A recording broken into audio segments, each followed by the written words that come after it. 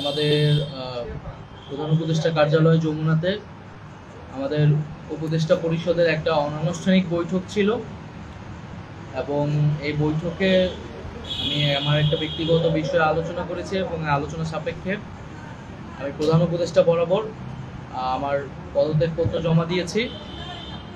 আমার যেই দুইটি মন্ত্রণালয় ছিল, তথ্য ও সম্প্রচার এবং ডাক, টেলিযোগাযোগ এবং তথ্য প্রযুক্তি, দুইটি মন্ত্রণালয়ের দায়িত্ব থেকে আমি ইস্তফা দিয়েছি। এছাড়াও এই জুলাই ফাউন্ডেশন, জুলাই শহীদ স্মৃতি ফাউন্ডেশন সহ সরকারের যে সকল কমিটিতে আমি ছিলাম, এই সকল কমিটি থেকে আমি সাথে একই সাথে ইস্তফা আমার হচ্ছে। মূলত একটি গণ অভ্যুত্থানের প্রেক্ষিতে 8ই আগস্ট আমরা গণ অভ্যুত্থানের প্রতিনিধি হিসেবে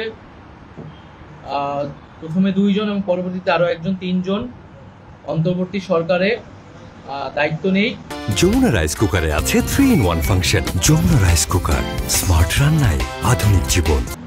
অন্যান্য উপদেষ্টাবৃন্দের সাথে তখন দেশের জাতীয় নিরাপত্তা এবং গণ অভ্যুত্থানের আকাঙ্ক্ষা বাস্তবায়নের লক্ষ্যে আমাদের সেই সময় দায়িত্ব গ্রহণ করাটা আমাদের কাছে মনে হয়েছিল যৌক্তিক।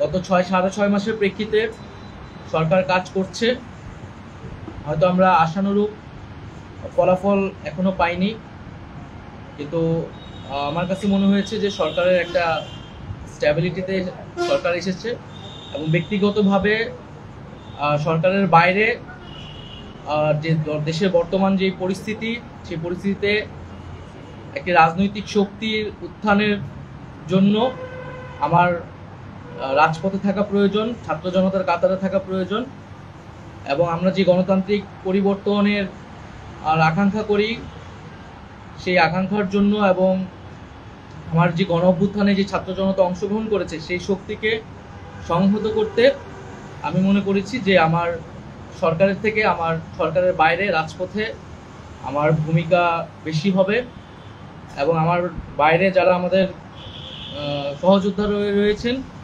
তারাও এটি চান এবং সেই প্রেক্ষিতে আমি মূলত আজকে পদত্যাগপত্র জমা দিয়েছি। তো গত 6 মাসে আমি আমার জায়গা থেকে চেষ্টা করেছি কাজ করে যাওয়ার।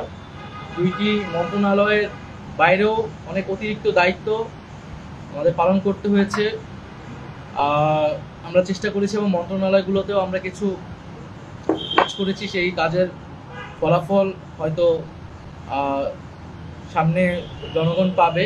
6 মাস খুবই কম সময়, তারপরও আমি চেষ্টা করেছি আমার কাজ আর ফলাফল সেটা জনগণ মূল্যায়ন করবে। তো আজকে থেকে মূলত আমি সরকারের আর কোনো দায়িত্বে নেই, এটি মূলত বলার জন্য আপনাদেরকে আজকে আমরা 3টা কোশ্চেন নিব।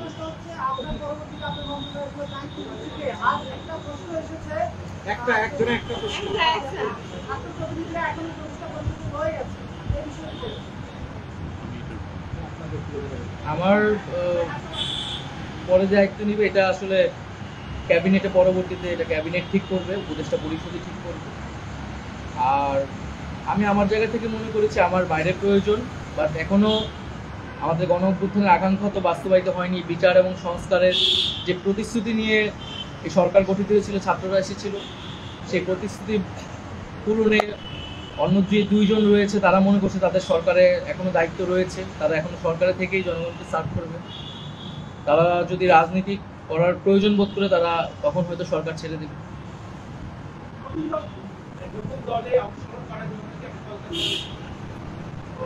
হ্যাঁ, নতুন যে রাজনৈতিক শক্তি এবং দল গঠন হচ্ছে, আমি সেখানে অংশগ্রহণ করতে আমার অভিপ্রায় আছে এবং জনগণের সাথে মিশে আবারও জনগণকে ঐক্যবদ্ধ করা এবং আমাদের যে গণ অভ্যুত্থান এর যে প্রতিশ্রুতি সেটা বাস্তবায়নে মাঠে থেকে কাজ করার লক্ষ্যেই আমি সরকার থেকে পদত্যাগ করছি। লাস্ট কোশ্চেন তাজওয়ার,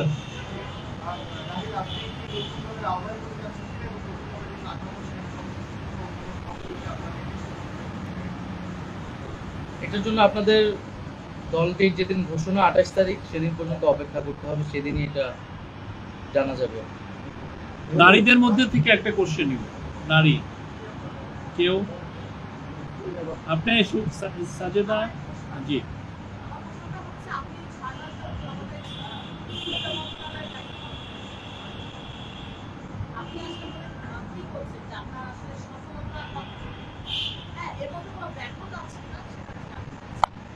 আমাদের তো অনেক সীমাবদ্ধতা ছিলই। আমরা সেই সীমাবদ্ধতাগুলো কাটানোর চেষ্টা করেছি সবসময়।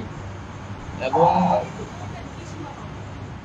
এখানে সীমাবদ্ধতা ছিল, আমলাতান্ত্রিক জটিলতা ছিল। আমরা এসে এই ব্যুরোক্রেসিকে যেভাবে পেয়েছি, এখানে পুলিশ যে তার আত্মবিশ্বাসের ঘাটতি হয়েছে আন্দোলনের পরে, এবং একই সাথে এখানে এই জুলাই গণহত্যাকারীদের, জুলাইয়ের যারা গণহত্যাকারী তাদেরকে গ্রেফতারের বিষয়টা, বিচারের বিষয়টা, সেই বিষয়ে আমাদের কিছু সীমাবদ্ধতা থাকা সত্ত্বেও আমরা কাজ করেছি। আমি জনপ্রশাসন কমিটির একটা দায়িত্বে 2 সপ্তাহের মতো ছিলাম। 2 সপ্তাহের মিটিংয়ে আমরা সিদ্ধান্ত নিয়েছি যে যারা 18 সালের ডিসি ছিল এবং দুর্নীতির সাথে জড়িত ছিল তাদেরকে সরানোর ব্যবস্থা, এরকম কিছু উদ্যোগ আমরা নিয়েছি। এবং আমি আশা করব যে অন্তর্বর্তীকালীন সরকার সামনের দিনগুলোতে জনগণের যে আকাঙ্ক্ষা, গণঅভ্যুত্থানের যে আকাঙ্ক্ষা, সেই আকাঙ্ক্ষা বাস্তবায়নে তারা সচেষ্ট হবে এবং দেশের যে আইন শৃঙ্খলা পরিস্থিতি, সেই আইন শৃঙ্খলা পরিস্থিতি এবং দ্রব্যমূল্য নিরসনে তারা সফলতা দেখাতে পারবে।